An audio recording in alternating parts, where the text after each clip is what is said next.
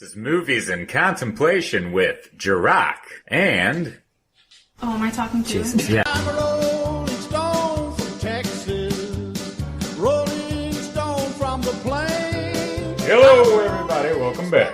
Hello, contemplators. Hey, gang. Another wonderful day in the contemplation realm. Yes, we got a Cali pick today. We do got a Cali pick today, but real quick, y'all, by the time you guys listen to this, it's officially been a year that this podcast has been up. Yes, a year ago tomorrow from today will be when we premiered officially. Officially. Yeah. And we can't thank any of you enough. Like, this has just been so much fun to do. It has. And we're proud of all. We love all of you contemplators. Yes, So we're gonna try really hard not to get So emotional. tonight we're drinking for you. We're drinking for you guys. I mean, we always drink for you, but we're gonna, yeah. Yeah, but now we're like doing it officially. Or yes. Well. But again, thank you guys for listening to us, and Absolutely. hopefully we'll keep this going for as long as we can. As long as we can. Yes. So, yes. As long as there are movies to contemplate, We will be there. we will be there. We will be there. I'll be sad for you. All right. Oh my God, did we just accidentally kind of harmonize? You harmonize very well. So, Well, okay. I was an alto. Hello there. All right. So, Cali pick, yes. Yes, we're doing Secondhand Lions. Secondhand Lions. Yes. It came out in 2003.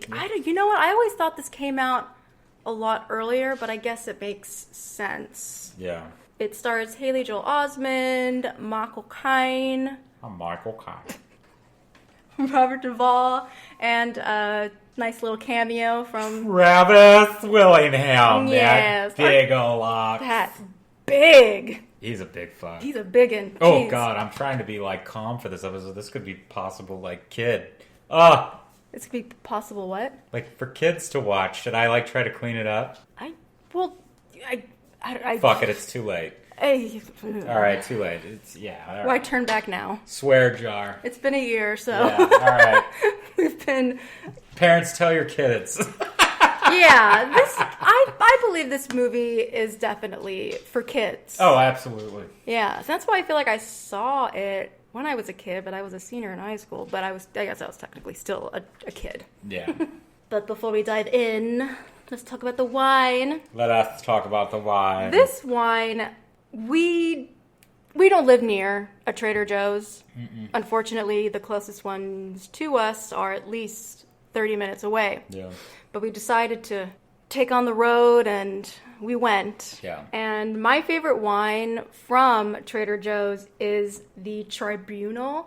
Did I say that right? No. Tribunal. The Tribunal. Yeah. I don't know why I thought there. Gave it a little R there.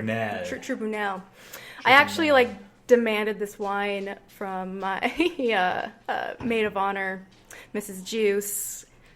For my bachelorette party. Yeah. I was like, bring me Tribunal. The Tribunal. Oh, it's a good one. It's good. First of all, the art is so adorable. I can't wait to actually post it. But it's a really old sketch of these animals. There's a unicorn, a dog, 2 cats, I believe, and a fox. And they look like they're in court. Yeah. Like old style court. And it's a red blend. It's also really good. It doesn't just have a cute label. Mm-hmm. It's freaking good. It is. I love the taste, and it gets the job done. Yeah. All right. Well, let's move on over to the handy-dandy Shakespearean notebook. Notebook.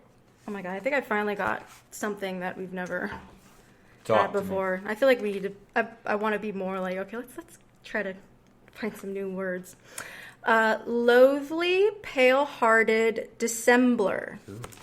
Oh shit, don't lose it. Don't lose it, Cali. Don't lose it. Loathly, disgusting, repulsive, pale-hearted, cowardly. Ooh, interesting.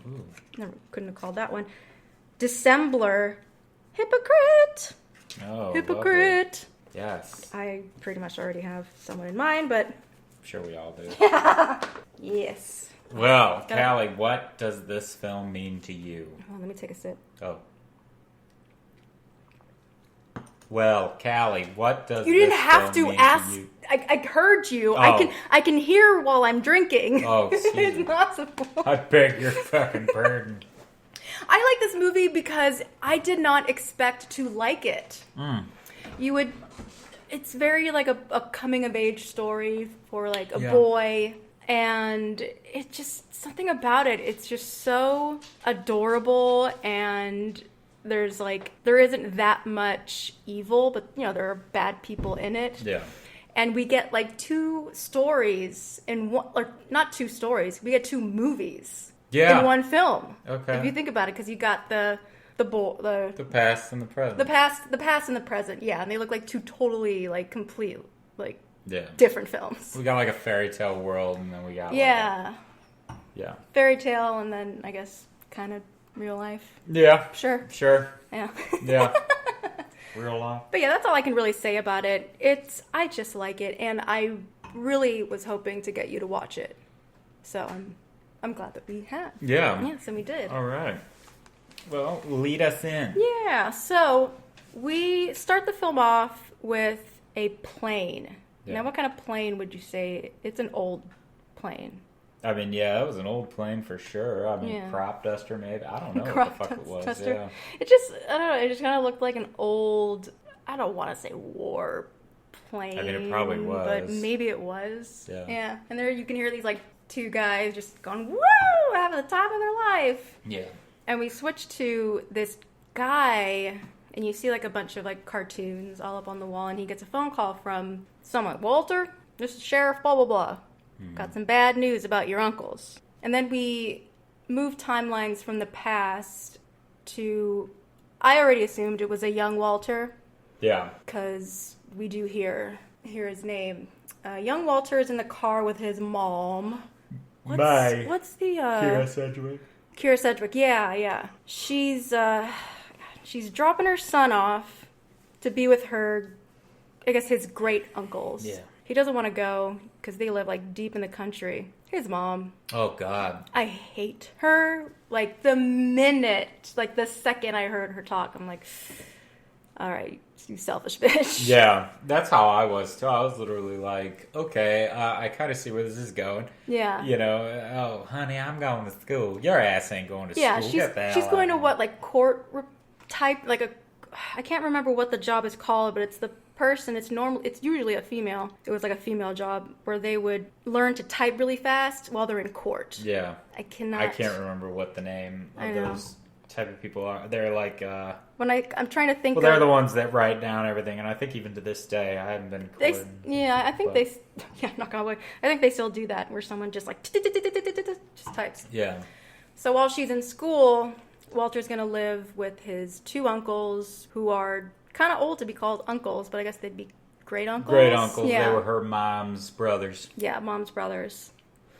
And while we're driving down like the road, there's all these signs like "Get out," no trespassing, like "Shot on sight," turn around, nuclear waste. Yeah.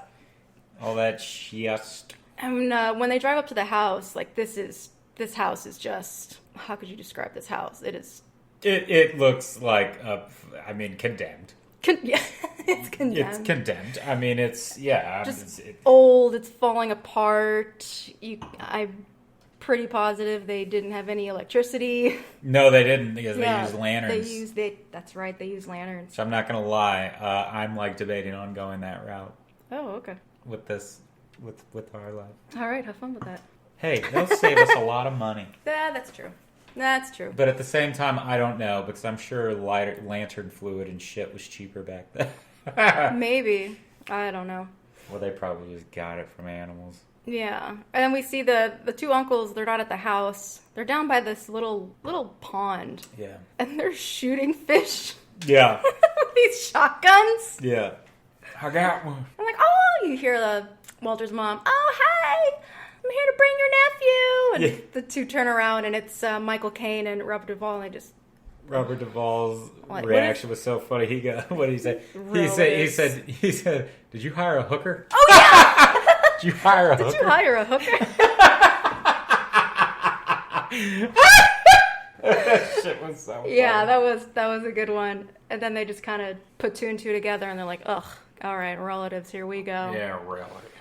And they don't want to take the kid in at first. Robert Duvall, he was very much like, no, like, even just like meeting him, not even really speaking a word, he like calls Walter like he's a weenie. Yeah. You know, these two don't have any kids of their own, so they don't know anything about raising children. Yeah. Absolutely nothing. But they kind of give in, like, reluctantly, like, oh, okay, whatever. And the mom tells Walter that these uncles of his have this secret buried treasure, like, worth millions. And Walter even, like, says while they were in the car, like, you want them to like me so they'll give us their money when they die? Something along those lines. Yeah. Another check mark. There you go. Fuck you, Mom, again. Like, right. We see that. We see the angle that she's trying to go for. And the mom just drops him off, and he looks, like, terrified. Yeah. Like, absolutely. He's got this kid that's, and, you know, we learn later on a little bit more about him, and it's just, you know, it's a kid that has experienced so much bullshit. Yeah. And here he is with these two guys that he's never met. Never met. The first impression is shotguns. Mm-hmm. They have all these dogs and a pig. Oh, I fucking love that. Yeah, like the dogs are, and the pig, I'm pretty sure the pig thinks it's a dog. Yeah. But they just go running around all the time, barking. Yeah. God, I love that. And the uncles are just like, this is definitely their daily routine, where they sit on the porch, they got their shotguns on their lap. Yep. Tea, that's right. Tea. Iced tea, yes. It looks like very, very lovely iced tea. And Walter asks, God, what does he ask? I know he asks about the television. Can I use your phone? Can we hear the phone from out here? And we don't have a phone. You don't have a phone? You don't have a phone? Can I go inside and watch TV? Don't have one. No television? No television. I know, I can't do it. This is definitely like, squeaks. Yeah, Haley Joel Osment's like going through his voice change. What is so funny is that Haley Joel and I are the same fucking age. Really? Yeah. Interesting. Yeah. We are the same goddamn age. And This came out in 2003? Yeah. So I would have... Well, maybe he was putting that on as a character. God, he just looks so young. I know. And that's, I think, another reason why I never really thought that we were the same age, because I feel like every time I've seen him, he always looked younger than me or whatever. That must have just been him. He just always looked younger than he... Baby face, he's got dude. that, and even still, he has that baby face. Yeah. Even with the beard, a little more meat on his bones. Yeah. Oh, yeah. He lucks out in that department. Yeah, he does. Yeah, so, like, how would you feel being a child who's used to having electronics and some type of entertainment? Right. And then you get dropped off, and these two have nothing. Well, as a child, you'd hate it. Nowadays, I'd fucking love it. I know. I was thinking the same thing. Like, you know what? Can we just go somewhere that doesn't have anything? Yeah, I'd love it nowadays. And just live? Yeah. Absolutely. And I don't know if that's because we're all getting old type shit, or if that's just the times have made technology just so... Yeah, and especially now with, like, the recent climate of what the fuck we're all going through. Like, fuck yeah, take me down. I'll go to that same fucking house. Mm. They also have, like, a barn, too. Oh, yeah, I'd go to their house. I would go there and spend a couple weeks, months. Days, months, yeah. Years. And then we get this... Just have a pint and wait for all this to blow over. Yes. And then we get this montage. So apparently family members aren't the only ones that know about their money. Yeah. So we get this montage of these salesmen. Yeah. Peddlers. Yeah, peddlers trying to sell all their goods. And this is probably like the most exciting part of these two men's lives. Yeah. Michael Caine is Garth and Robert Duvall is Hub. Good boy. Yeah, it's the most exciting part of their day because they allow these salesmen to like come up to like their front. They don't even have a porch. It's a dirt road and nothing but dirt. Yeah. And a driveway. Yeah, driveway. Yeah. What did I say? You said porch. Porch. Well, driveway porch like thing. Okay. I guess. Well, they do have a porch. Yeah. They're on the porch. I don't know. I didn't grow up in the country, It's so fine. porches. Don't worry about it. You didn't have a porch growing up. I didn't. No, you don't when have I a think porch. Of yeah, It's fine. If we don't have a porch. my porch where was we like are my now. sidewalk. Yeah. And some grass. Yeah. But Hub and Garth, they shoot at every single salesman. Yeah. Every time, and it's so funny. They don't hit them. They don't hit their cars. They're more just Literally like just shoot above just them. warning shots. Yeah. Well, this guy had like a pamphlet of like some sorts, and They shot it? Yeah. Oh, God, that's funny. They shot at the pamphlet, and it like the paper just like started. It just exploded.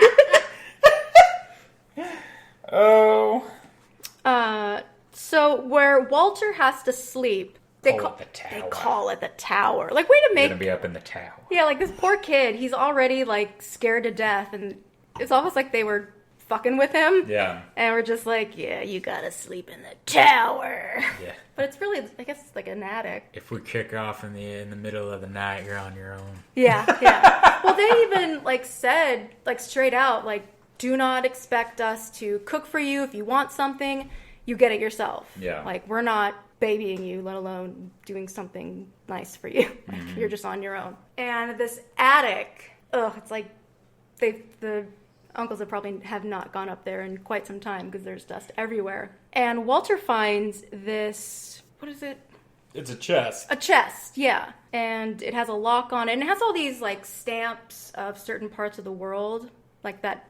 Oh, it's a trunk. Yeah, trunk. Yeah, trunk. Like that trunk's been some places. Yeah. Yeah.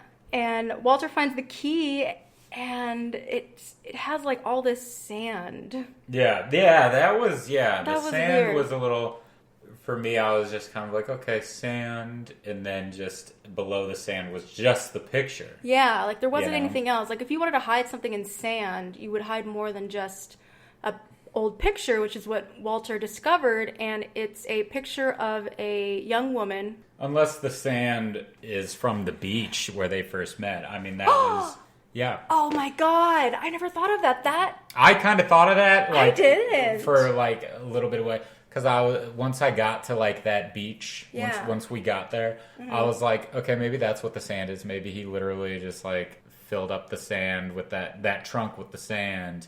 Yeah. And then her picture is just Yeah. buried under there. I just kind of thought it was more of like a surface thing where it's just sand from where they traveled, but Yeah. I like that a lot better. That's for sure. So Walter is very curious about this picture. Yeah. And then we meet other relatives. Oh, yeah. I forgot they came like right after. Yeah, it's this family, wife, husband, and like 3 kids. And they see The O'Neills. the O'Neills, yes. You can tell they got those fake smiles on. Oh, hi, uncles, hi. Yeah. Think we're here to visit. And they, We're here all weekend. yeah, we're going to be here all weekend. And they get one look at Walter, and they are not happy. They were some freaking shady. They were some assholes themselves. Yeah, you knew that. That whole family. It was like, Yeah. get out of here. Like, I bet when they, like, once they found out who Walter is, like, their mindset is like, we have put really hard work into getting these uncles to like us. Right. So I'll be damned if this little shit. But sure, shit didn't work. Yeah, they want the money Yeah. that they haven't even seen. Right. Like, it's all like speculation and like rumors that they have this money because obviously they're not living in luxury. Yeah.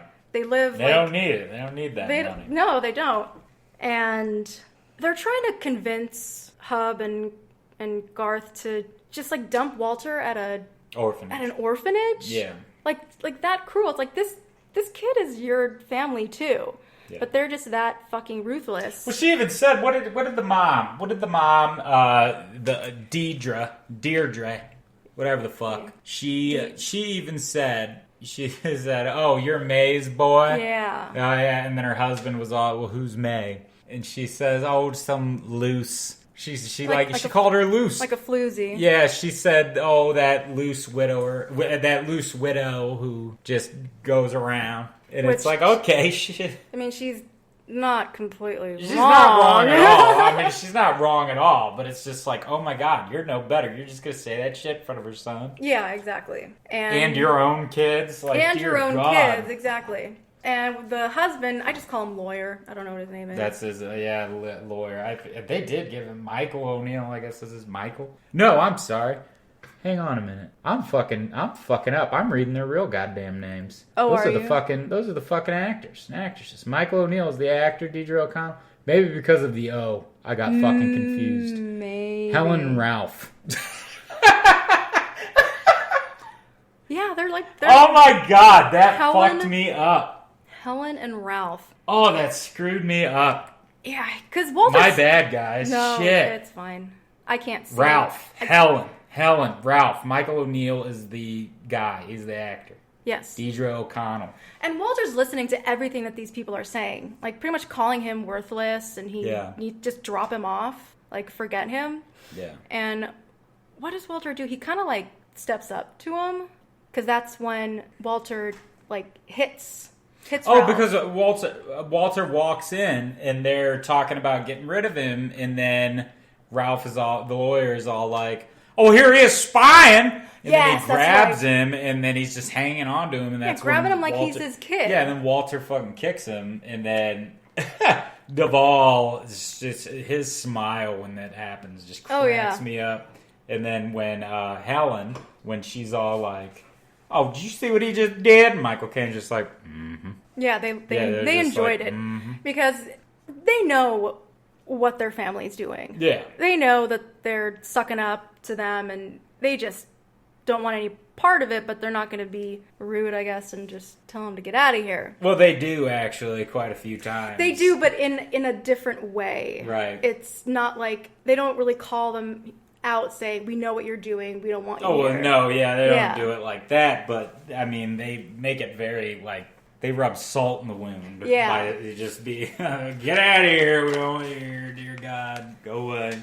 Yeah, and Garth Michael Caine, he's definitely more of the sensitive type than Hub. You know, I was a little worried in the beginning of this film because they were so similar.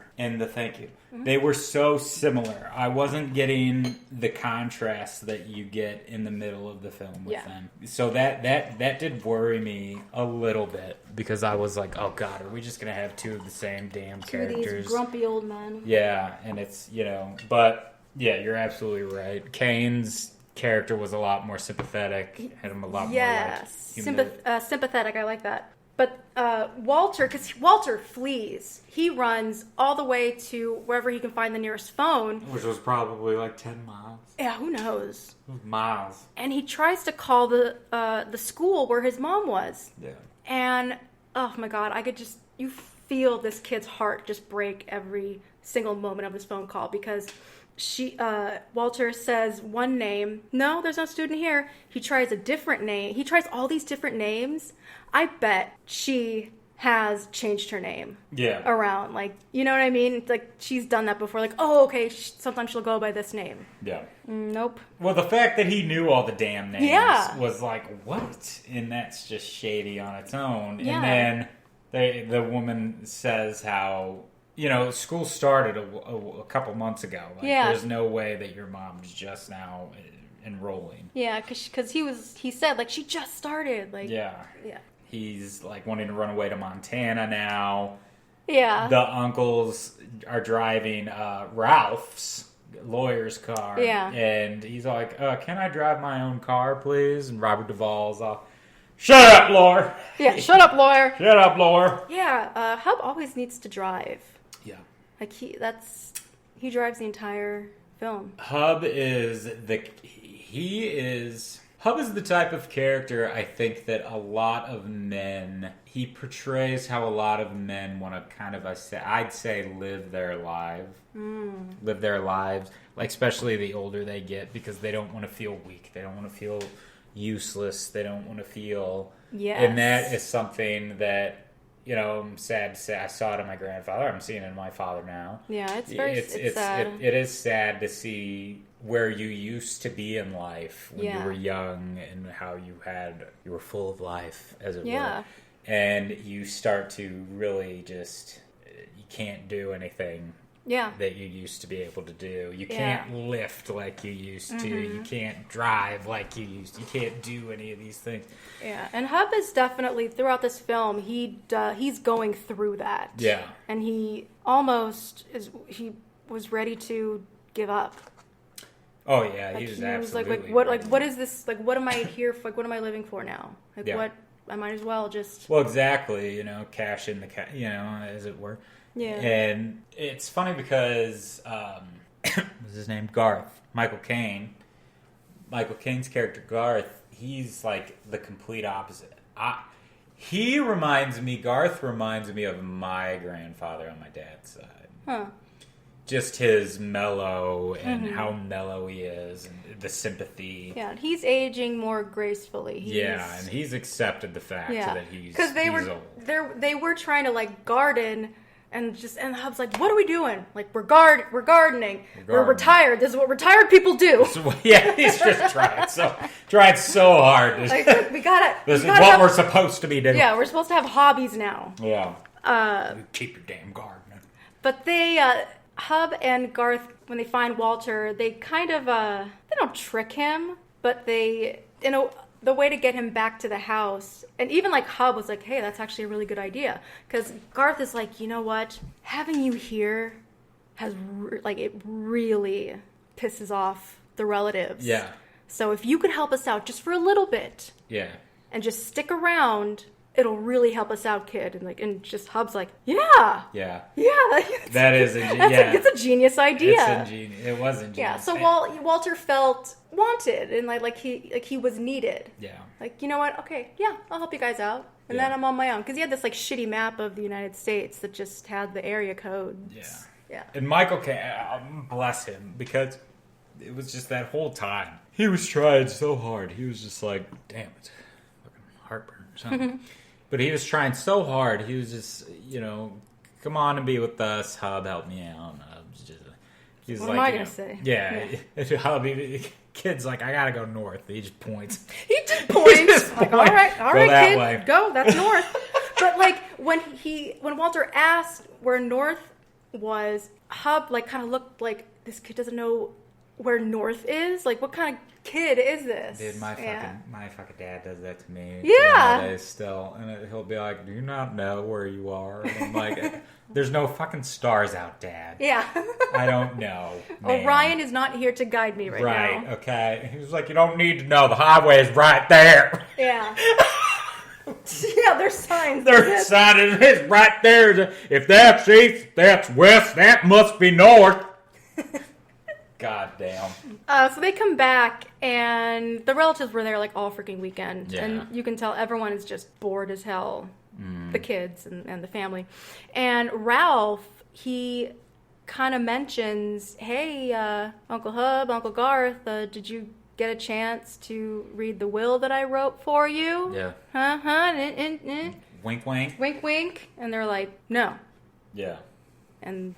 well, you gotta look at the will. You gotta look at the will. I mean, you guys are getting old, and luckily they were interrupted by another salesman. Right. But this salesman, he's been here before. He's been here before. Oh, he's good. God, what did he? Yeah. Oh, he's good.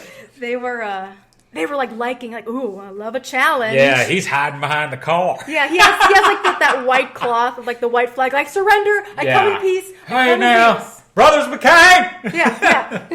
Brothers McCain. And Walter was the one that put the idea in their heads, like, just go see what he's selling. Just go see what he's selling. Like, what's the point of having all that money if you're not going to spend it? Yeah. That's a good idea. We better go check it out. Yeah, like, that's a good idea. So then they go, and then he's like, I got it right here. Whatever it was, he was pulling it with his car. They get down there. And it's a skeet shooter.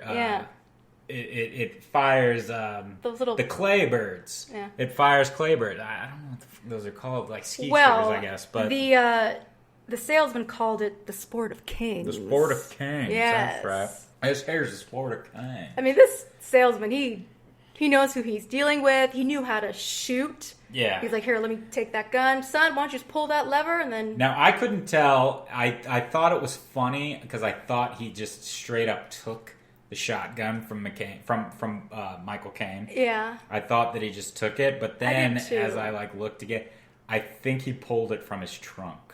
Because he like flew his trunk open and then just pulled it out. Okay. I don't know. So I still like to think that he just randomly just grabbed someone from else's Michael gun. Caine. Yeah. That just is funny to me. Well, I think it shows his. He's so confident in what he's Yeah. selling. Just like, you're gonna want to see this, so you're gonna like, give me your gun. Yeah. And they like it. They try loved it out. They loved it so much, and they loved it more because the relatives were like, "Well, that is just awful. If I will not have my kids around, we will not be around here if you have that horrible contraption." We'll take it. Yep. We'll take it. We'll take it. Like, and that's what they do. Like, throughout this whole film, they find ways to get this family to get off their fucking backs. Yeah. The entire damn time. Okay, Daddy, we better go. Yeah, Daddy. God, she calls him her husband Daddy. If you I ever hate did that. if you ever did that to me. I could never. And it's like, she's not even saying it. Both ways are gross. Set like in a sexual way. Oh, hey, Daddy. I fucking hate it. Or like for like calling a husband like, is it because you have kids now? I think so. Is that more of a thing? I think so. But like, go to Daddy. You know what? Your mom does something similar, but she does it when she's talking to you. Like, where's Dad? Like, he's, like she's calling him Dad. Well, shit, for yeah, you. I do that. I mean, I think we all do. Where's your dad? Where's Dad? Where's Dad? Where's Yeah, Mom? it's more like that. But like, where's your man? this chick, Helen, she's like, "Come on, Daddy. All right, Daddy, we're out of here, Daddy. But Let's I leave." think that was the times too. Could it because be? I think so because I've seen that in quite a few movies that took place around this. Yeah. Oh, and one thing I forgot. 40s, 50s. I forgot to mention, but it happens again. Hub has this nightly habit of sleepwalking. And the first night, Walter follows him out, and Hub has this like plunger. Yeah. And he's swashbuckling. Yeah. With this. He's wearing one of those like really long nightgowns that Yeah. men used to wear back in the day. But this time, he's just like out by the lake and he's just staring. He's looking for somebody. And Walter was gonna try to wake him up, and Garth like grabs him. He's like, no, don't you wake him. He will rip off your head. He will rip off your head. Trust me, I tried one. Yeah. I don't recommend it. So Walter starts to question, like, why is he doing this? He looks like he's looking for somebody. And Garth is like, he's looking for her. Yeah. Who's her? The one. The one. Yeah, the one. Jasmine. Yes, we get a name, Jasmine. And then this is when we get the other film. Yeah. Because Michael Caine starts to tell Walter, like the story of their youth. So here comes the other part of the film, and this really reminds me of almost like a Disney film. Yeah, it does, doesn't it? Very action Disney. Now, was this not Disney? I guess it wasn't, was it? I don't think it it DreamWorks or was. Honestly, I didn't look. I don't know either. Yeah, fuck it. Yeah, but it did give like very Disney vibes. But like, I'm trying to make a long story short. They were traveling through Europe. They go to France. They drink with these soldiers. Yeah. They drink them till they like pass out. And then they were shanghaied. They were shanghaied. Yeah. They were pretty much like forced to join the army. To join like the French Foreign Legion. Yeah. And they go to North Africa. So Hub, he's the hero. Yeah. He could take on a whole fleet, and I guess Garth was just there. Yeah, we didn't get a great deal, and this, honestly, I wanted more. I wanted to know more Garth? I wanted to know more about him, because we got all this shit about Hub. Like, the whole movie's pretty much about Hub. Yeah. Which I'm fine with. I was fine with it, but I wanted to know more. Like, all we got from Garth was he said that he was a safari. Yeah, he guided safaris for like Hollywood folk. He called them. Yeah, that was his And we didn't thing. get to see any of that. No. We didn't get to see a little. The closest thing to that was when they bought the fucking.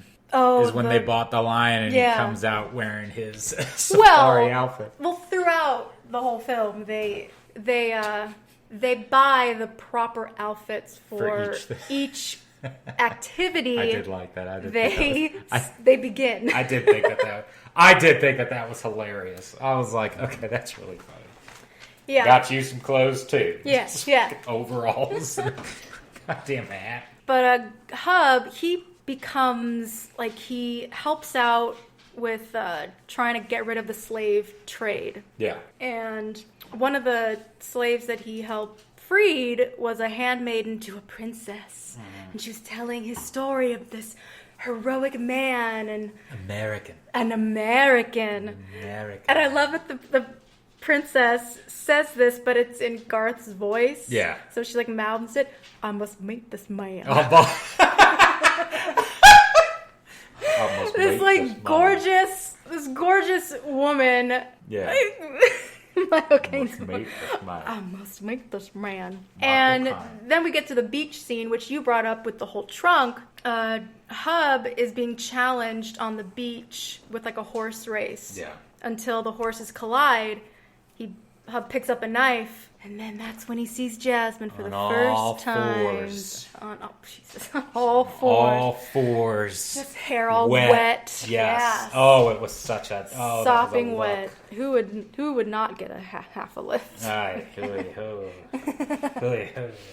And Garth even says, like, now people don't believe in this anymore, or this, this only happens in fairy tales. But it pretty much was love at first sight. Right. Opie, why do you have to be playful right now? It's okay. He keeps jumping on Jarokk, wanting kisses. Fine. All right, baby. Come on. Go on. Get to work. But before Garth can go on after that meeting, Hub wakes up. Right. What are you two doing out here? Come on. It's cold. It's cold. You shouldn't be out here. And then we get a little, kind of another montage. And this is what we were talking about earlier. Watch your head, dude. They really start to purchase stuff. Yeah. Yeah, they purchase seeds. They want to plant a garden to have more vegetables. Yeah. They get like everything from sweet potatoes to beets. Right. And then that's when we see them come out in those farmer uniforms. Right. Like overalls. They got the straw hat and the boots. But Walter, he does. I have to mention, he does get a postcard from his mom. He opens it for like 2 seconds, and then he just closes it because it pretty much just says, "Oh my God, I'm still in school. Everything's doing great." And then he looks at the postage. Mm-hmm. It was sent from Nevada. Right. So she's in Las Vegas. She's not in whatever other Kentucky or wherever she said she was going to be. Yeah, I don't remember where I don't remember, but yeah, she's out on the West Coast. Yeah. So he's totally disappointed. Poor frickin' thing. So they start to garden.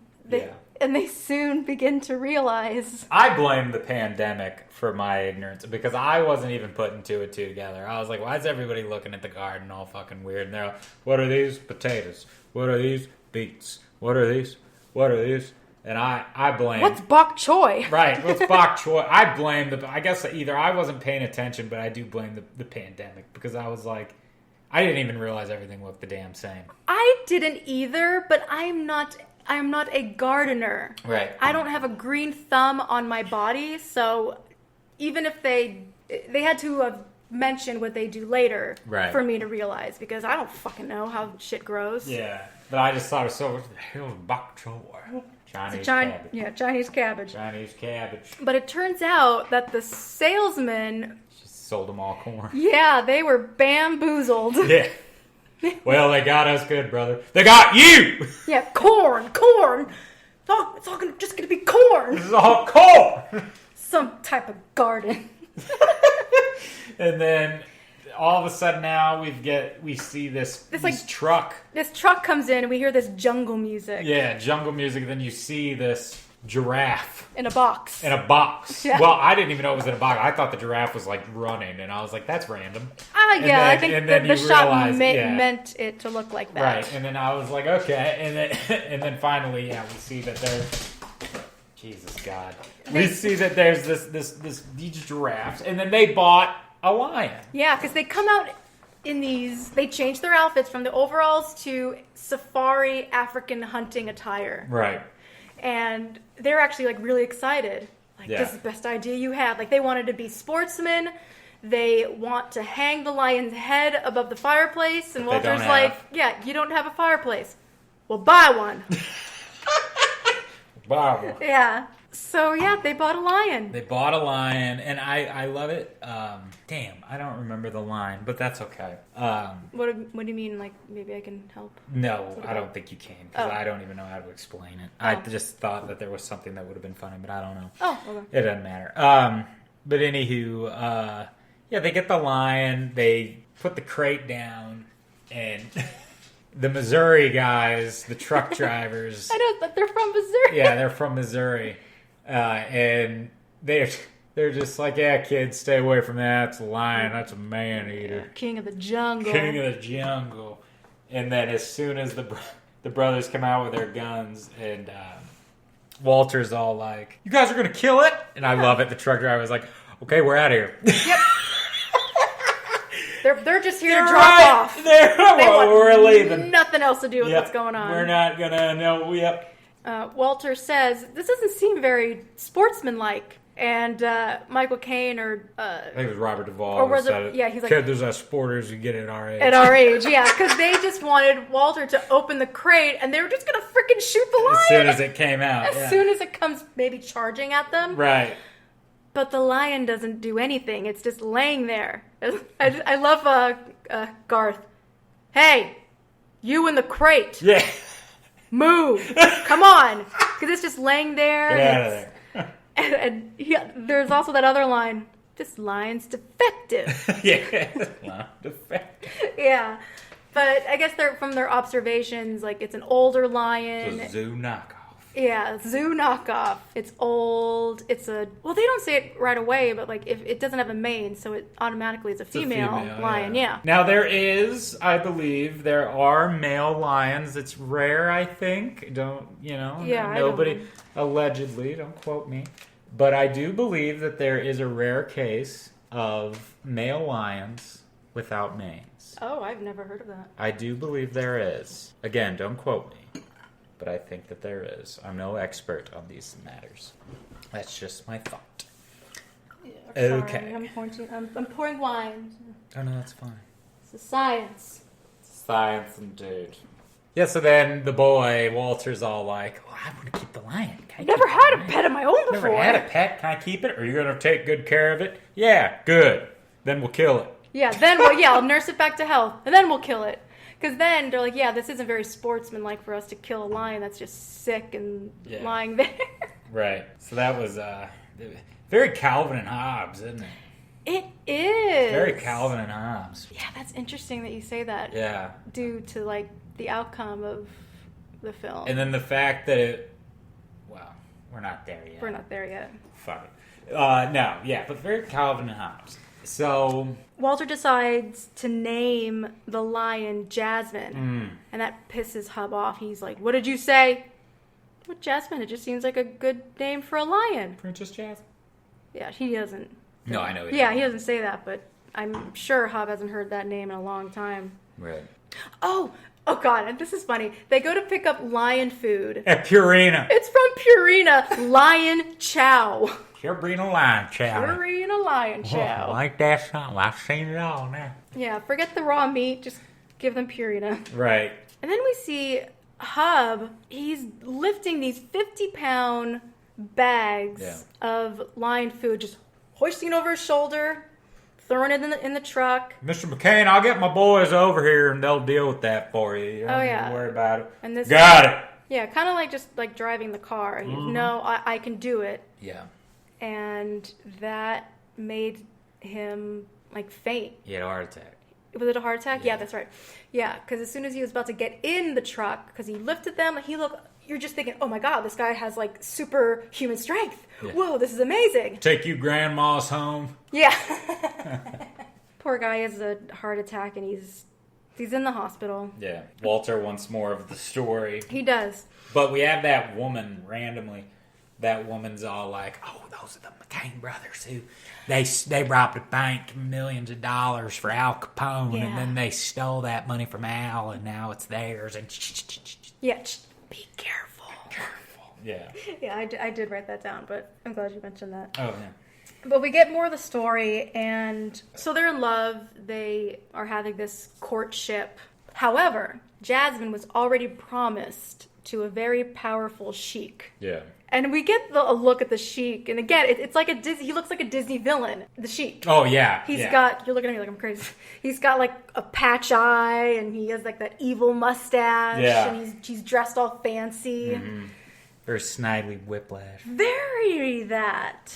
I like that. But the sheik, like, takes Jasmine, like, locks her up in this harem or whatever. And I guess word got out that Jasmine said that she'll never marry the sheik. And she... Gonna kill herself. Yeah, she even, like, we get to see, like, she has this knife. Do you see this knife?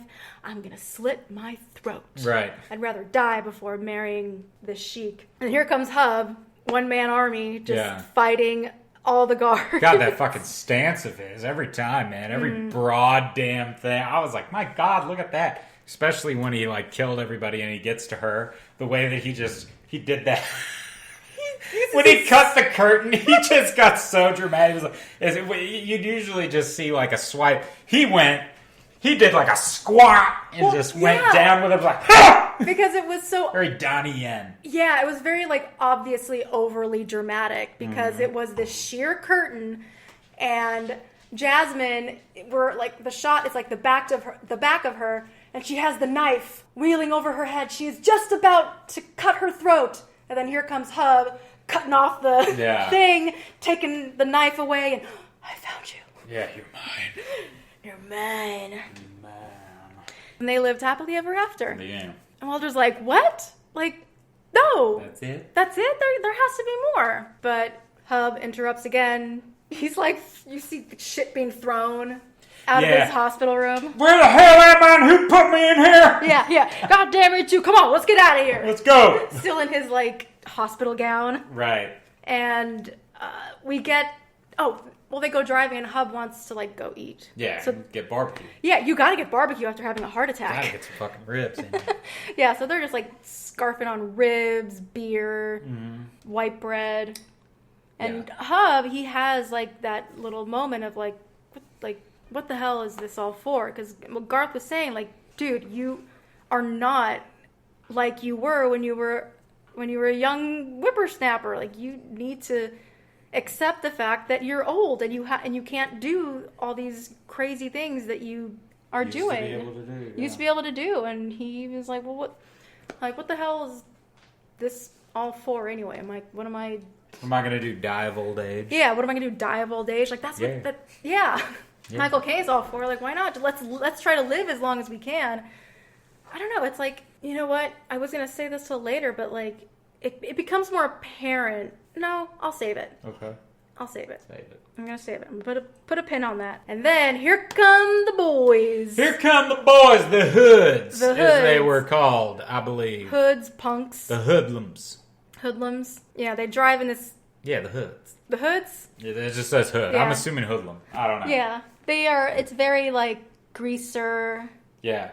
It's Travis Willingham. And I don't know the other guys. I didn't really look any of them up because none of them seem like familiar to me. But yeah, Travis from Critical Role. Voice actor. Amazing voice. Amazing voice. Amazing voice actor. Yeah. Travis comes in. Very young Travis. Very tall, skinny, young. Young, baby face. And I want you to talk about this scene because it's it's so up your alley, and I did have a request for you. Yes, it is. I have it. I saw that paper earlier. I'm like, you. So, I love this scene. Now we have the young guys come in, and they're just these greaser punk dudes come in. They think they're cool. Yeah, they think they're cool. They're like, let's go get some beer, and all of them. How do you afford beer like that? How much they were all grabbing? Get out of here! But they all grab like fucking 2 packs, and there's 4 of them. Yeah. And so it's like 2 packs a man. And then one of the hoodlums goes over to Robert Duvall, and he's all like, hey, old man, that barbecue any good? Let me eat it. And he just like, get out of here, boy. Like, don't be doing that. You see what I tell you? He's been sucking on his mom's teat too long. Didn't teach her nothing. Yeah, he almost like ignored him too, because he doesn't even really acknowledge him. He just kind of puts his hand up and he's like, see, this is what I'm talking about. This is the bullshit. This is the youth. This is the youth and nowadays. It could be argued, I guess. I don't want to talk about it anyway, but it could be argued that it's still like this. Yeah. for some of the youth in the world. Yeah, that's how it's always going to be. Yep. I guess that's just being young. Yeah. But anywho, he does this amazing monologue. Yeah, this great monologue. Because the hoodlum asks, "Who do you think you are?" Who do you think you are? And Garth is like, he looks at Hub, is like, just try not to kill him. He's just a dumb kid, Hub. Don't kill him. He's dumb. And Hub grabs the guy's throat. Yeah. And pretty much has them in this like submissive position where he's almost like on his knees. Yeah. And then he says, "Now I'm going to try to do this justice, but I don't think I'm no Robert Duvall. All right. I'm just Jarokk, but I'm going in here. I'm Hub McCain. I fought in 2 world wars, countless smaller ones on 3 continents. I led thousands of men into battle with everything from horses and swords to artillery and tanks. I've seen the headwaters of the Nile, tribes of natives no white man had ever seen before. I've won and lost 12 fortunes, killed many men, and loved only one woman with a passion a flea like you could never begin to understand. That's who I am. Now go home, boy!"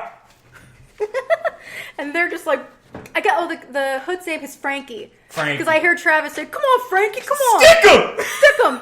So all the other dudes, like, pull out these little, like, pocket knives. And they just graze, they just graze, they had a very good fucking acrobatics check because they didn't drop one damn beer and it just magically sat down. So it was great. Yep. Oh, yeah. Good on you, Travis. Yeah, good. Nice rolling, Travis. Nice roll, Travis. And Hub is just, he's excited. He's like stretching a little bit. He's like, "Oh, well, look, check this out, kid. Like, this is going to be this is going to be a good one. All right, you can fight the one, but don't fight the others until I think that you can fight the other." Yeah, because I can't remember how it happened where he was able, all the guys were going at him, and he was able to get the knives out of all of their hands, right? No. Sure? Yes. Because he said, because they dropped the knives, and the only one they dropped the knives because Michael McCain. Oh yeah, that's Michael right. Caine comes back in after he threw them because when they all pulled the blades, when everybody pulled their knives out, Michael Caine came in and he popped That's right. He cocked a shotgun, he pumped it, and he was all like, "All right, boys, don't let those teenage hormones get to you now. That's You're just right. getting all that." And that's what made them drop the knives. Right. And Hub's like, "Hey, why do you have to butt in? Like, come on, dude. Like, I got this. Yeah." And then McCain's all like, "Son, you're going to want to pick up that knife. You're going to need all the help you can get." Yeah. And I love this. The kid Me goes too. straight for the reverse blade. Now, I'm no, like, professional knife fighter. But if I saw somebody, in my own personal opinion, if I saw somebody come at me with a reverse blade knife, like coming at me with a reverse grip, like that. Because, reverse grip. Okay. Reverse grip. Where, like, the blade is closer to your pinky. Right. If they came at me like that, for me, I usually take that as a sign of this person knows how to handle a fucking knife. That he what? This person must know how to handle a knife. Oh, he must because know. a lot of trained martial art, KGB, all these dudes who work with knives, that is the majority of how they are trained to do it is backhand. Oh, okay. Because Hub, somebody who doesn't really, that was Hub, what was kind of, because Hub corrects him. Yeah, he's all like, "No, son, you want to go like this, fluid." Nice but and that was smooth. probably during the time though too, because That was the times though, because World War II, all of that when you had those bayonets, that was how you would want to go at them with, and those knife blades were so long because of the bayonets. Yeah. Blades back then would have been so damn long that you don't really want to go reverse grip with them. So that's probably how he was just trained. Yeah, I just love that Hub, he's like trying to teach the boy, like, "No, come on, pick it up," because he was able to disarm him. Yeah. Pick it up, you gotta do it this way. And then we get this lovely fight. Yeah, now all 4 of them get in there and we do have, it was a pretty fun fight. Yeah, Hub's just having a great time. He has I think he has Travis in a headlock. He's just pouring the beer He's on pouring beer on him. He's like, "Kid, you liking this? Is this fun?" Like that? We do get a little shot of the relatives come to visit. They go to the hospital to visit Hub, and the doctor made them think that he died, and they try to look sad, but they are happy. Yeah. Where's the body? Like, the doctor's like, "No, He walked out. Yeah, he left on his own. Yeah, so we get back to the house. My God, we're already at like an hour. Jeez. Wow. Crazy. But the relatives get to the house, and the fucking little boys, they see the crate where Jasmine is. Let's destroy it! -1 on perception for these little shits. -1 How on perception. How the fuck did you not see that there was a big-ass lion? They didn't, because they tore out Yeah. like one of the... Two? They would have had to have torn out 2. Yeah, like 2 parts of the crate. They saw it was a lion. They ran. And at this point, the corn was like already... in the garden was already full. Yeah. Like, not full. Like, what would you... I'm not a gardener again. What do you call it? The corn? Yeah, the corn. Like, there's stalks. Yeah, the stalks were tall. Yeah, they were tall. Thank you. Yeah. I don't know I don't know what to call them. You're good. I remember when we lived by a field of corn. Yeah. Yeah. Children of the corn. Children of the corn. But that's where Jasmine goes, and I love that we hear this... He who walks behind the row. Yes, Malachi.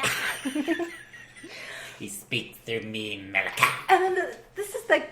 This part of the film really is one of my favorite parts, like the bar seat, and this whole part, because not only are Walter, Hub, and Garth coming back, but they're coming back with the Hoods. The Hoods, These poor kids. Garth, I think, Hub's driving the dude's like what's the fuck? It was a convertible. Yeah, some type of convertible. Yeah, and these poor kids, they're just all like they got bloody noses. Can we please go home? And they come out with these steaks, raw steaks. Yeah. And they're just putting them on their faces. And Walter goes to feed Jasmine, and he notices that she's gone. Yeah. And the kids, they were screaming, "There's a lion! There's a lion!" But you can't believe kids. Would you ever really think there was ever a lion just randomly somewhere? And Jasmine. The lion got out. Everyone heard that. Yeah. There's a lion. Yeah. They all run into the house. I'm talking all the Hoods, the relatives, plus the uncles. Get the guns. Then they all come out with these shotguns. Even the kids, the 2 boys are sharing one shotgun. Yeah, they're sharing a gun. And they're going on this like, we gotta find the lion. But Walter, he's like, he's calling for Jasmine. Jasmine, come here. And then Jasmine leaps onto Walter, and then they both go back into the corn. And it kind of makes you believe that, oh no, Jasmine, he's hurting Walter, but Jasmine's giving him kisses. Yeah, she's licking him, playing with him, and he's like laughing, like I think she's all better. Yeah, that was really cute. It was really cute. Yeah. So they don't kill the lion. She's obviously feeling better, and we get another dig from the relatives. They're like, "This monster is not staying in this house, or else we're leaving again. We're never coming back." Yeah, the lion stays. Yeah, the lion stays. And they leave, and then the Hoods get invited to dinner. Yeah. What are we having? Steak! What's that? Meat! You boys want to stay for steak? What are we having? Meat! Yeah. But then after dinner, Hub's giving the Hoods this speech, and Walter asks what it is, and it's a speech that many men have heard. It's something about... Many young men have heard it, like what it takes to be a man or something like that. Yeah. And you can tell Walter, he's kind of like, oh, well... Intrigued. He's intrigued, and I can tell that why am I not a part of that? Right. But we're going to assume he's still a child. He's still a child, yeah, and he hopes to...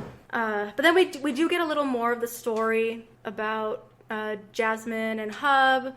They are pretty much like living in fear because the sheik, not in fear, but the sheik, he offers, 100,000 gold pieces. Yeah. He puts like a bounty on Hub. So they are on the run, and I see it's not really clear like how this plan came to be, but someone captured Hub. Yeah. I'm doing air quotes right here. And there's a guy wearing like a full like face covering thing with glasses. You can clearly tell that some dirt has been put on his face to make his dirt or like burnt cork or something. Yeah, something. And he gets paid. He puts these like bags of gold. It's not even like a one.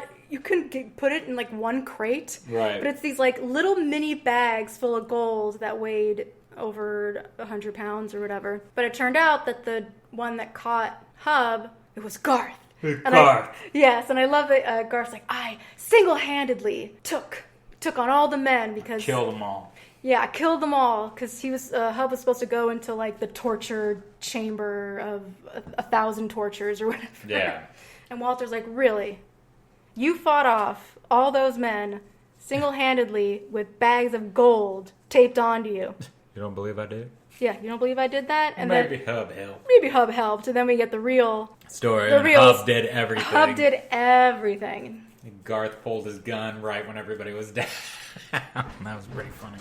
So Hub, he gets to the Sheik. Mm-hmm. The Sheik is sleeping, and honestly, Hub could have just killed him. Just could have killed him right there, but he woke him up, threw a sword at him. They were fighting. Of course, the Sheik fights dirty. Yeah. But Hub wins, and Hub spares his life. And he's like, now this is the second time I've held your life in my hands. The next time you come after me, Your life is mine. Your life is mine. Dead or alive, you're coming with me. Yeah, but Walter's like, well, I'm confused. Like, where's Jasmine now? They should have kids and blah, blah, blah. What happened to Jasmine? Garth says, you have to ask Hub.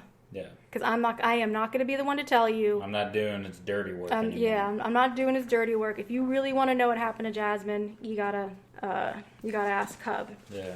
And then now we got this conflict between Walter and just himself now, because I think now he's really starting to second guess if the story is real. Is real or not. So he's sitting there trying to figure out if the story's real, because he's conflicted by the fact of, is this gold, is the so-called money you guys all have. Now, did he find the money yet?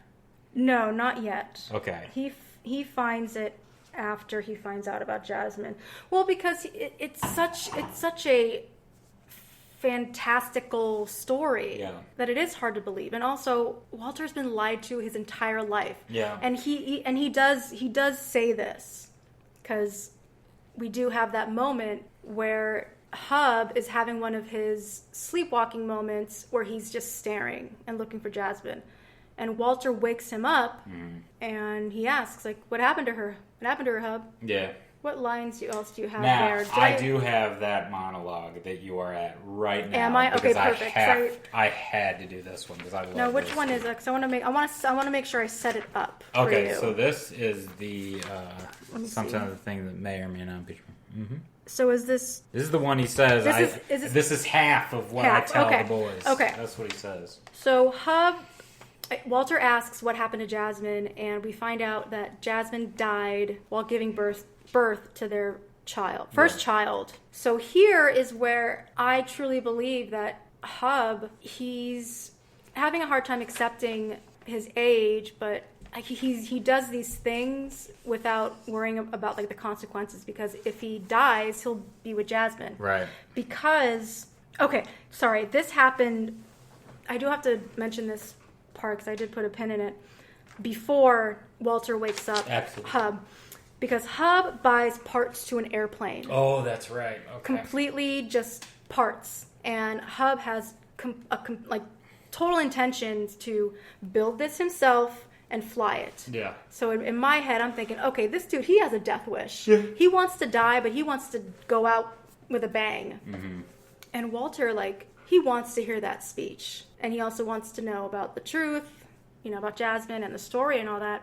And that's why he musters up the courage to wake up Hub. Yeah. And then we learn about what happens. And then, let's go into... Okay. Because Hub says, this is first half of the speech that I give. You're just getting a piece. You're getting a piece of it. You're getting a piece of the speech that I usually tell young men. So here it is. This is actually really important. So sometimes the things that may or may not be true are things a man needs to believe in the most. That people are basically good. That honor, courage, and virtue mean everything. The power and money and power mean nothing. That good always triumphs over evil, and I want you to remember this, that love, true love, never dies. You remember that, boy. You remember that. Doesn't matter if it's true or not. You see, a man should believe in those things, because those things are things worth believing in. Yeah. That is some powerful fucking shit. That is some powerful. And I will say, I needed to fucking hear that. Especially with everything going on in this world. Yeah. I needed to fucking hear that shit because I needed that reminder. And that was really fucking good. It was. And of course, Walter's like, it's a good speech. I can't wait to hear the end of it. And Hub's going to hear the end of it. Yeah, and Hub's just like, well...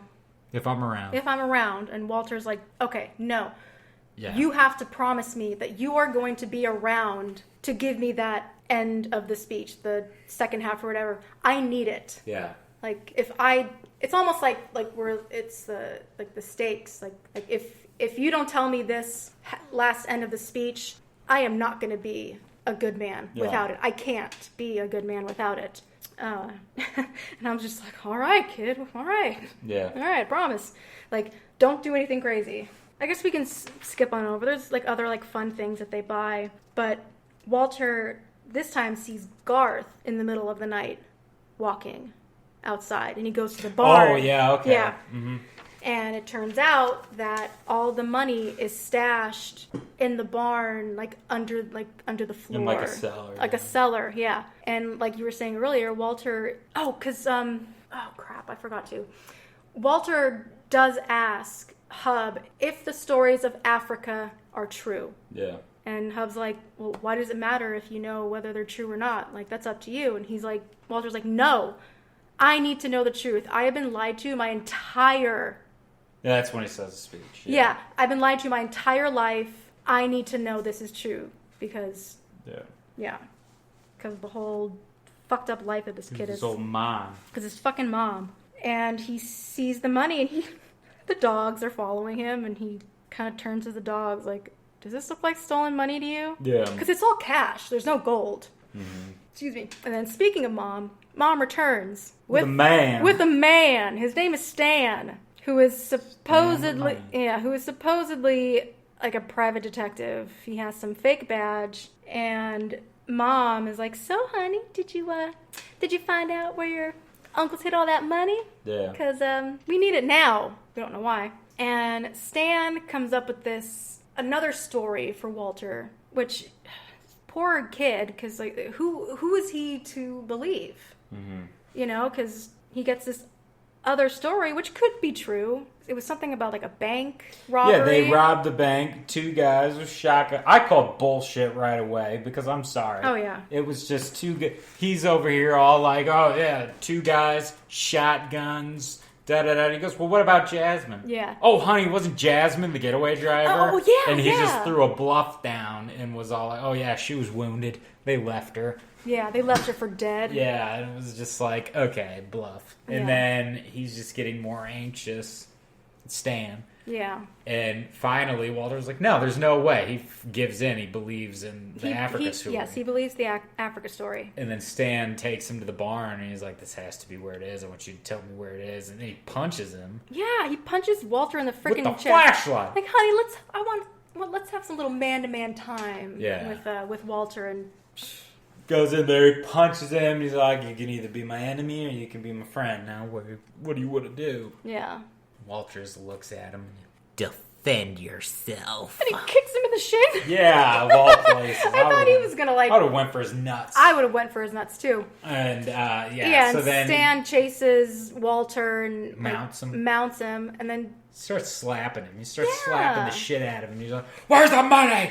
Where's the money?" And then, it's heartbreaking. I know this is heartbreaking. Here comes Jasmine out of the cornfield, and Jasmine starts running after him. I'm starting to tear the fuck up. And then Jasmine starts riding after him in the cornfield, and then tackles Stan and starts gnawing this motherfucker. Yeah, she starts just going the to shit. town on his going mom. to town. He's screaming. The mom sees everything and calls the uncles. The uncles come out with their guns and whatnot, not knowing what the hell's going on. And then they come out, and all of a sudden it just gets quiet. And I guess they did this on purpose because I probably would have been, but I just would have been bawling. Yeah. If I would have saw how this happened. Yeah. Because they did it so just, and then Walter's all like, Jasmine?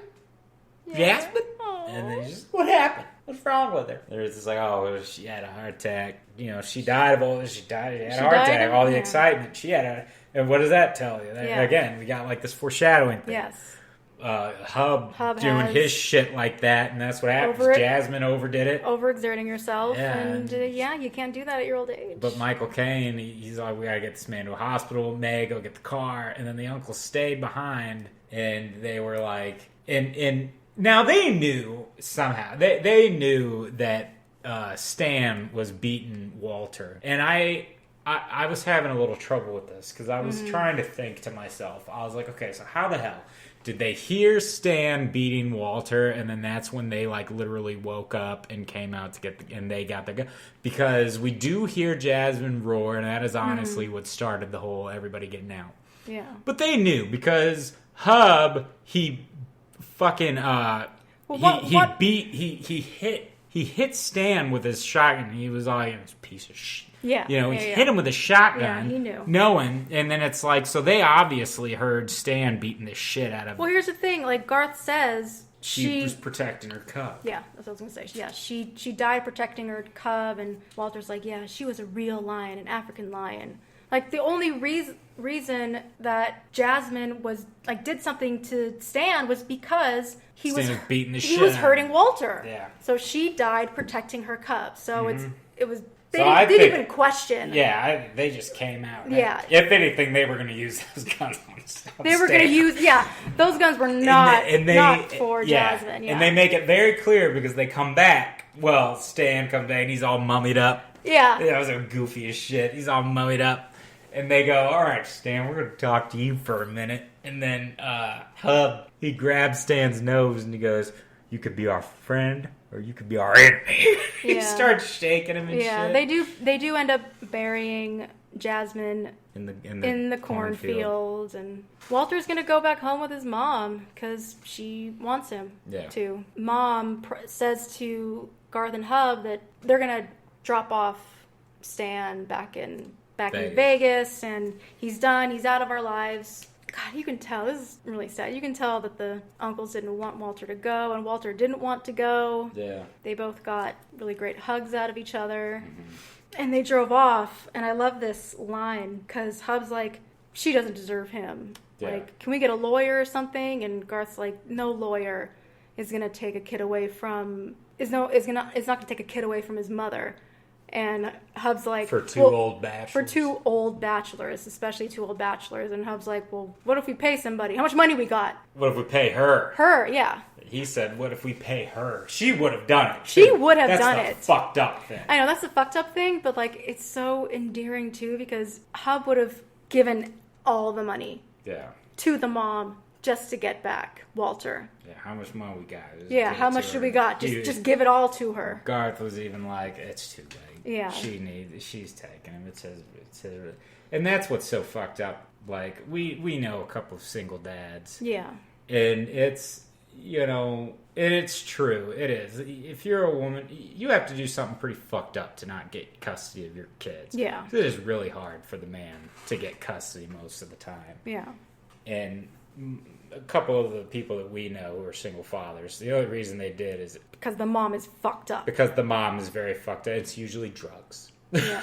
That's usually what it is. Yeah. And it's just like, oh my God. And it's really sad, yeah. But here goes Mom. She's just as awful as ever. Yeah. She's still going to marry Stan. Mm-hmm. Yeah, she's still going to marry him, and now they're going to live out there, and then Walter, he fucking leaps out of the car. He leaps out of the car. They're like they're driving on a bridge. Yeah. So who knows? And Walter's like, why are you still going to marry him after, all that He just beat the shit out of me. And she's just like, well, he's not so bad, a little rough around the edges, but I don't have a choice. Is he beating you too? Yeah. Has he beaten you, or how long is it going to be until he starts beating you?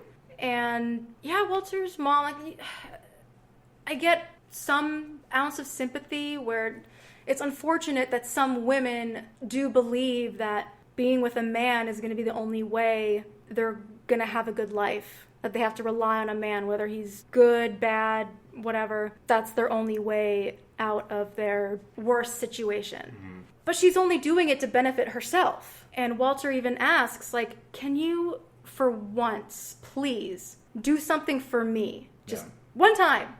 That's all I ask. And she does it, because Walter comes back to the house freaking mom, like, he was walking. Yeah. And, like, I wonder, like, his mom didn't, like, wasn't... Yeah, the bitch didn't even fucking take him. Yeah. She didn't even drive him back. Pain in the ass. Yeah. I don't know. He just walked through. She didn't even have the decency to drive him back. That just puts the cherry on top of the cake of what a bitch she is. Yeah, horrible. Like, yeah, You know? good riddance. Yeah. But it's a very touching moment regardless, because he's walking with his little suitcase. Yeah. He first came to the house with running. the dogs noticed first. Yeah. Because the poor though. uncles, because they're sitting with their shotguns, just sitting there. Life is back to the way it was before Walter. And Garth goes, "Don't worry, the salesman will be here in about 3.5 hours." Yeah. Hub was even like, "What's the point?" Yeah, what's the point? Yeah. Yeah. And what's the point? Yeah. like, your point? Right. Now I do love that shot of the dogs. It's so fucking adorable. Mind you, the pig did disappear halfway through where the film. did the pig and that, go? that annoyed me, because I Yeah. was like, we had this fucking pig. Where's the damn pig? Where'd it go? Did something happen?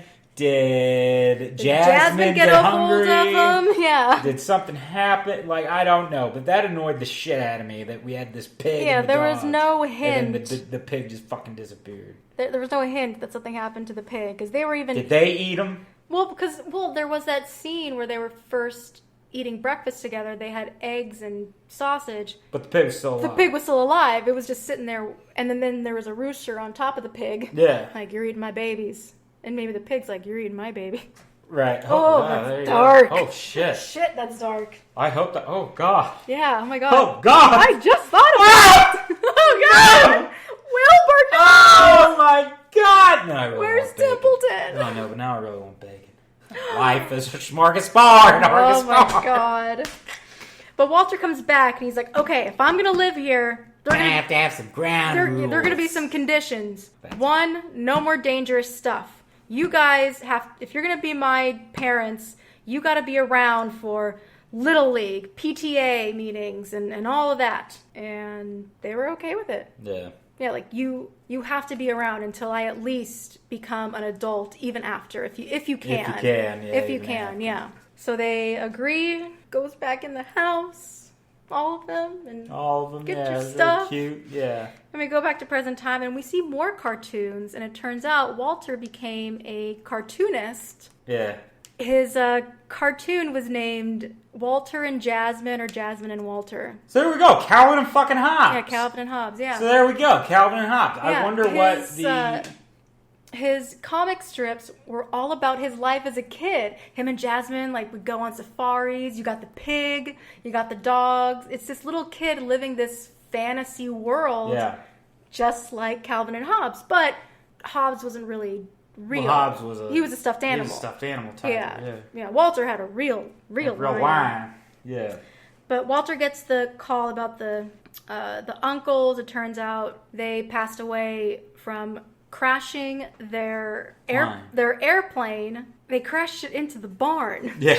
Because Walter comes back to the house to meet the sheriff and witness what happened, and they died with their boots on. Died with their boots on. Oh, yeah, and Hub said that about Jasmine. Yeah, she died with her boots on. She died with her boots on. And the sheriff hands Walter the will, and it's just 2 sentences. "The kid gets everything.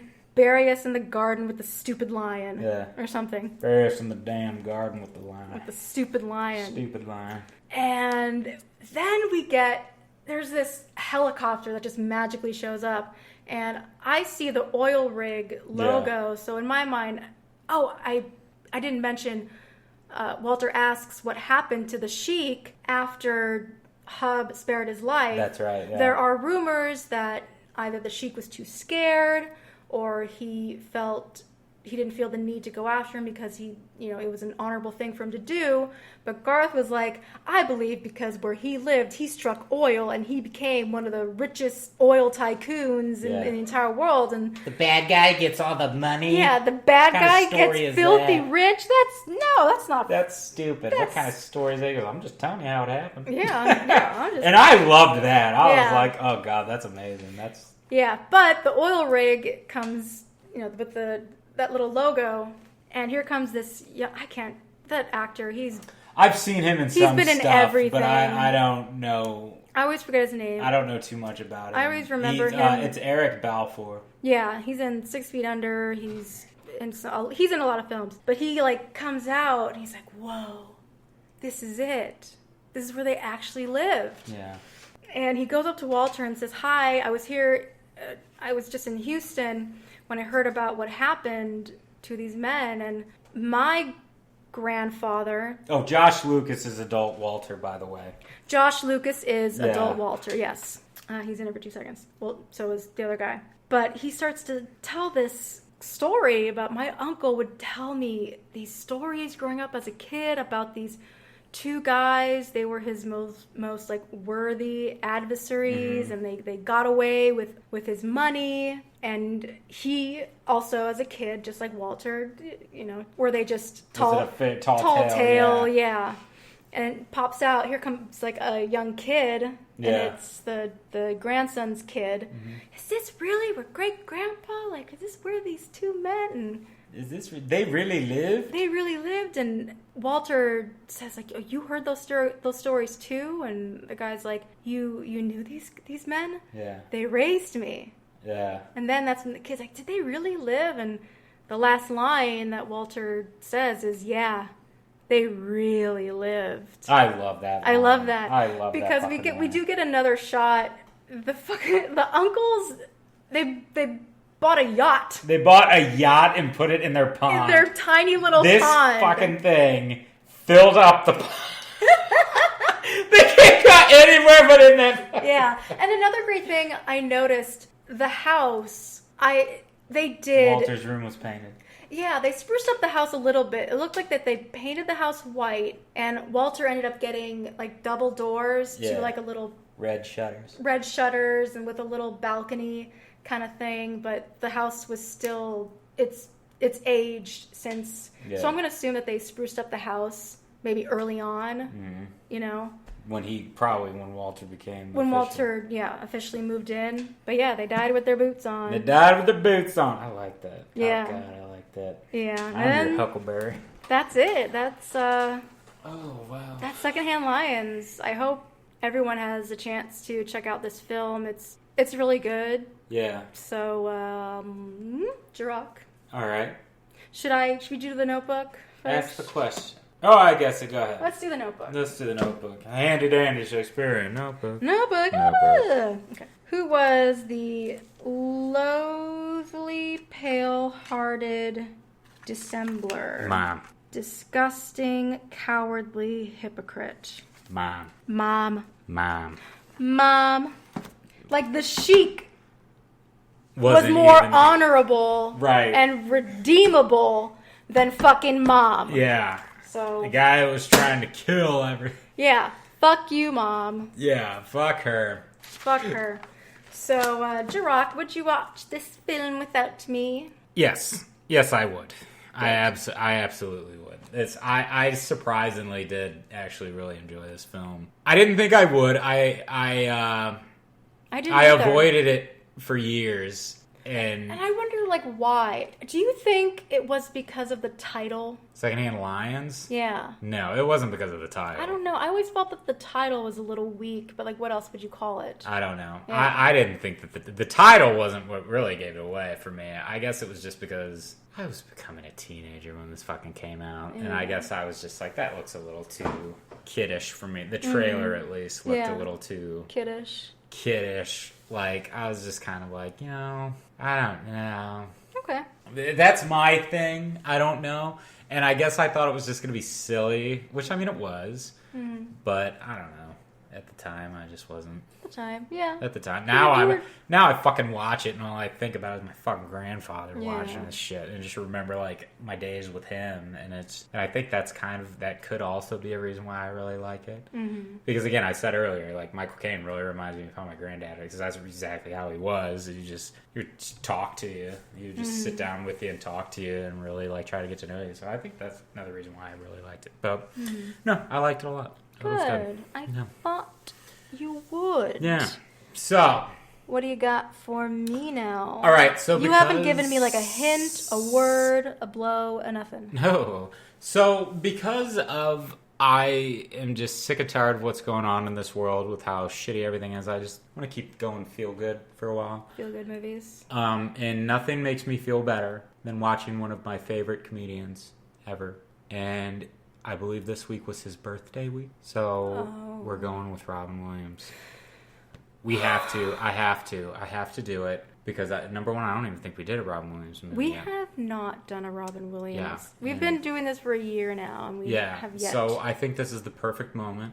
Yeah. Now, I was going to do a thing where I thought about if our contemplators wanted to pick which Robin Williams film. Ooh. The only thing about that is that we'll have to put that on our social media pages. Right. Because you guys are going to have to get it back to us as soon as possible so that we can inform everyone what we're going to do. Well, we Unless could do that. I just pick one now, and then the next one you guys can pick. I don't know. Well, we could say that we are going to do a Robin Williams film, and we want you guys to pick, and we could either wait until this episode comes out and then pick, or we can get ahead of ourselves and start asking now. Well, that's what I thought. Yeah. Let's just get on the social media and just do it. And then by the time this airs, we'll go ahead and make our decision. So hopefully everybody will have that out. But I think that'd be fun. Yeah. I want everybody to say whatever they want about, like, what's your favorite Robin Williams? And based off of how many people say which film they want us to do, everybody just name your favorite Robin Williams.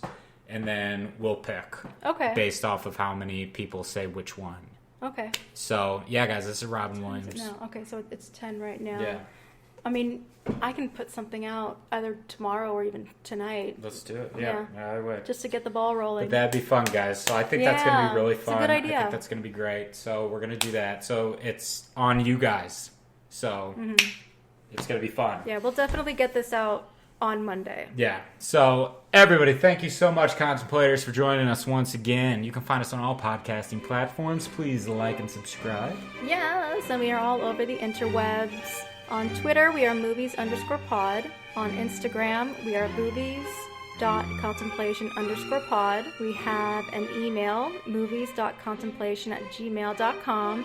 And we are on Facebook, Movies and Contemplation. All right, Contemplators, thank you once again. Have a wonderful week, and we'll see you next week with your picks. Your picks. Back. Don't let us down.